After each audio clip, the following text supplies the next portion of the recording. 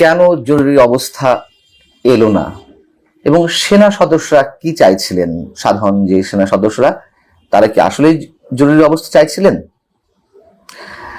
দর্শক, আমাদের সেনাপ্রধান জেনারেল ওয়াকারুজ্জামান গত সোমবার সেনা সদরে যে বক্তব্য দিয়েছেন তা নিয়ে রীতিমতো সারা দেশে এখন ব্যবচ্ছেদ চলছে, গবেষণা চলছে। তিনি আসলে তার বক্তব্যের মধ্য দিয়ে কি বোঝানোর চেষ্টা করছেন, কেন জরুরি অবস্থা এলো না?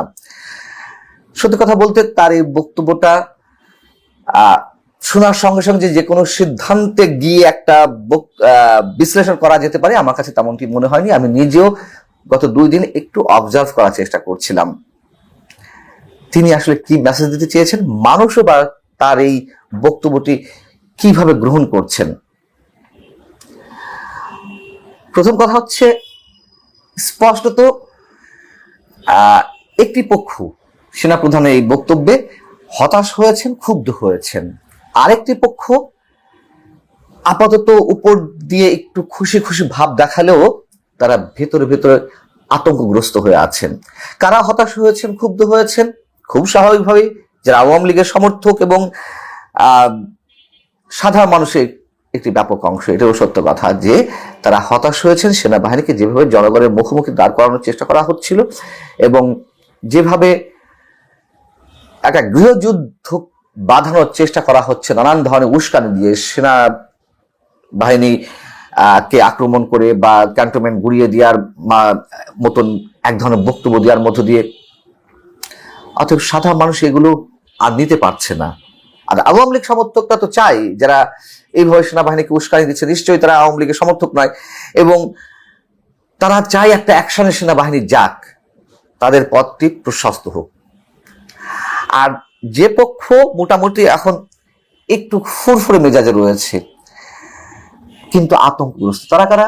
যারা এই কাজগুলো করছিল, সেনাবাহিনীকে উদ্দেশ্য করে সেনাবাহিনীকে একেবারে খেলো করার চেষ্টা করছিল, তারা প্রথম দিকে একটু ভয়ে ছিল যে সেনাবাহিনী কি ধরনের অ্যাকশনে যায়। যেহেতু যায়নি কোনো ধরনের অ্যাকশনে, খুব স্বাভাবিকভাবে তারা একটু ফুরফুর মেজাজ আছে। কিন্তু আমি নিশ্চিত তারা একটা আতঙ্কের মধ্যে আছে যে সেনাবাহিনীর এই ভূমিকায় শেষ পর্যন্ত থাকবে না, যেটি চলে আসছিল, যে অস্থিরতা চলে আসছিল সেটি যদি কন্টিনিউ করা হয়। এবার আসি যে কেন সেনাপ্রধান এই বক্তব্যটি দিলেন। সেনা সদস্যরা কি জরুরি অবস্থা চাইছিলেন? আমি যতদূর জানি সাধারণ সেনা সদস্যরা জরুরি অবস্থা চাইছিলেন। এটা আমার সোর্সে ভুল থাকতে পারে, আমার ইনফরমেশনে ভুল থাকতে পারে, আমি যতটুকু জানি যে তারা চাইছিলেন। কেন চাইছিলেন? দেখুন, সবারই একটা গার্ডস থাকে, আত্মমর্যাদা থাকে। বারবার অহেতুক কাউকে আক্রমণ করে কথা বললে অনেকেই সেগুলো স্বাভাবিকভাবে সহ্য করতে পারে না। পুলিশের মনোবল যেভাবে ভেঙে দেওয়া হয়েছে, খোঁজ নিয়ে দেখুন, পুলিশ হয়তো এখনো পর্যন্ত তাদের আত্মমর্যাদা এবং সম্পূর্ণ মনোবল নিয়ে মাঠে নামতে পারেনি। কিন্তু তারা কি হীনমন্যতায় ভুগছে না? তাদের মধ্যে অন্যরকম এক, আমি এই শব্দটা উচ্চারণ আপাতত করতে চাই না, তবে অন্যরকম এক মানসিকতা কাজ করছে। আপনারা বুঝে নেন আমি কি বলছি। সেনা সদস্য যারা রয়েছেন, সাধারণ সেনা সদস্যরা, তাদের মধ্যে কিন্তু হীনমন্যতা কাজ করতে পারে, তাদের মনোবল ভেঙে যেতে পারে। এবং যে কোনো রাষ্ট্রের সেনাবাহিনী নিশ্চয়ই জাত্যভিমানে তারা সবসময় এরকম একটা বিষয় থাকে যে এক ধরনের অহংবোধ হতেই পারে, আমি শব্দটা ইউজ করতে পারি, যে তারা দেশ রক্ষার দায়িত্বে সেহেতু তাদের মধ্যে একটা ভয়ঙ্কর আত্মমর্যাদা কাজ করে। সেই জায়গা থেকে তারা কেন এগুলো সহ্য করবে? কিন্তু সেনাপ্রধান সবাইকে ধৈর্য ধারণ করতে বললেন এবং কারোর প্রভোকেশনে পা না দিতে বললেন, উস্কানিতে সাড়া দিতে না বলেননি। এবং তিনি কোরআন হাদিসের ব্যাখ্যা দিয়ে বলেছেন যে এই সময়গুলোতে ঠান্ডা থাকতে হয়, ধৈর্যের সঙ্গে সবকিছু মোকাবেলা করতে হয়। সেনাপ্রধানের এই বক্তব্য অবশ্যই খুবই গুরুত্বপূর্ণ। আচ্ছা, ধরে নিন যে একের পর এক কাউকে অ্যারেস্ট করা হলো, সেনা প্রধানের বা সেনাবাহিনীর বিরুদ্ধে যে নানান ধরনের উস্কানি বক্তব্য, কি হতো কোন আইনে? নিশ্চয়ই লিগ্যাল গ্রাউন্ড খুব কম ছিল। স্বাধীন দেশে তো মন্তব্য করা যেতেই পারে, তাই না? সেই জায়গা থেকে সেনাবাহিনী এই মুহূর্তে চুপ করে থাকা ঠিক আছে। জরুরি অবস্থা কেন আসেনি এটুকু দিয়ে মানে ওই ধরনের আনরেস্ট তো আসলে তৈরি হয়নি যে দৃশ্যমান ভাঙচুর, দৃশ্যমান জঙ্গিপনা, এগুলো তো কিছু হয়নি। সো এই মুহূর্তে জরুরি অবস্থা দেওয়ার কোনো প্রয়োজনীয়তা সেনাপ্রধান এই কারণে মনে করেননি যে সেটি দিয়ে সেনাবাহিনী আরো দুর্বলতার পরিচয় প্রকাশ হয়ে যায়, যে এমন সব মন্তব্যের কারণে কেন জরুরি অবস্থা। আওয়ামী লীগ যেটি চায় যে তাদের পুনর্বাসন করা হোক, এটি কি সেনাবাহিনীর কাজ? নিশ্চয়ই সেনাবাহিনী সেটি করবে না। সেনাপ্রধান যেটি চান একটা সুষ্ঠু নির্বাচন এবং একটি অংশগ্রহণমূলক নির্বাচন, সেখানে আওয়ামী লীগ সহ সব রাজনৈতিক দল অংশগ্রহণ করুক, এটি সাধারণ মানুষও চায়।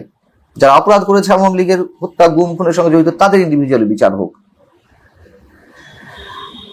আবার যারা চাইছে যে না, সেনা প্রধান এমন কোন বক্তব্য দিক, এমন কোন স্ট্যান্ড নিক যে আওয়ামী লীগকে এখানে রাজনীতি করতে দেবে না, সেটিও নিশ্চয় সেনা প্রধানের পক্ষে সম্ভব নয়।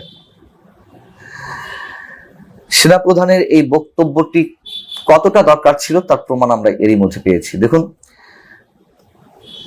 সেনাবাহিনী যে অবস্থানে রয়েছে তারপরে কিন্তু বা তার বক্তব্য বা সেনা সদরের বৈঠকের পর কিন্তু আর একটি মন্তব্য এ ধরনের আসেনি। এখানে সেনাবাহিনীর সফলতা। পুলিশের কাছে যে ৮,০০০ অস্ত্র রয়েছে, পুলিশের কাছ থেকে ছিনতাই করা যে ৮,০০০ অস্ত্র, একটা সুষ্ঠু নির্বাচন করতে গেলেও এই ৮,০০০ অস্ত্র উদ্ধারের প্রয়োজন রয়েছে। এবং এই অস্ত্রগুলো যাদের কাছে রয়েছে, যারা উস্কানি দিচ্ছে নানানভাবে, তাদের কাছে নিশ্চয়ই আরো অনেক ধরনের অস্ত্র রয়েছে। একটা নির্বাচন করতে গেলে এই অস্ত্রগুলো উদ্ধারের প্রয়োজন, সেনাবাহিনী সেই সময়টুকু চাই। আর যারা বলছেন যে শান্তিরক্ষী মিশনে নিজেদের অবস্থান ধরে রাখতে জরুরি অবস্থার দিকে বা হার্ড কোনো লাইনে সেনাবাহিনী যাচ্ছে না, এটি হতে পারে। মানে যদি হয়েও থাকেও আমি পুরোপুরি সমর্থন না জানালেও আংশিক সমর্থন জানাতে চাই। তার কারণ সেটিকে কেন্দ্র করেও সেনাবাহিনীর মধ্যে কোনো ধরনের পাল্টা বা নানান ধরনের বিদ্রোহ অথবা কোনো ধরনের সমস্যা সৃষ্টি হোক, সেটি সেনাপ্রধান চান না। কিন্তু এই জন্যই যে শুধু পিছিয়ে যাচ্ছেন তা নয়।